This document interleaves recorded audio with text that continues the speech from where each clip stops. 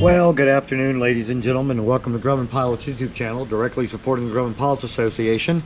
And as part of working up on the rudders, we found that one of the Copilot master cylinders was leaking, and the other one pretty funky on the top, so we'll clean all of this up.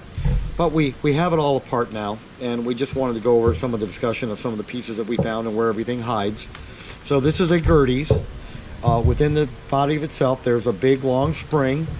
One end of the spring has a little capture on it, which perfectly mates up with the bottom of the shaft.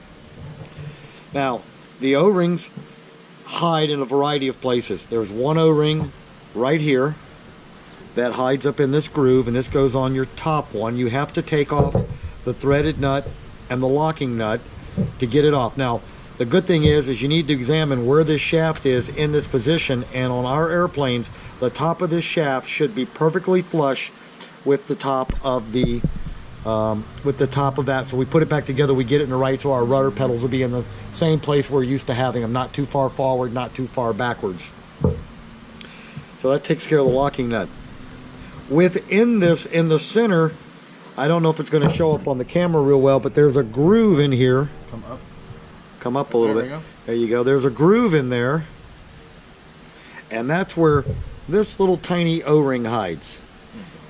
Okay, these are the ones. The thin one goes here, the thick one goes in the bottom, and then you take the part off with the C-clip and the spring, and then that exposes the bevel, and then there's the fourth O-ring hiding down here in the bottom. So we're going to go ahead and take that out. So that's where all the O-rings are hiding. We have new ones, so now we're going to put it all back together.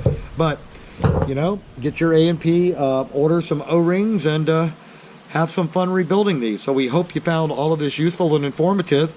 Thanks for watching, and have a good day flying your Grumman.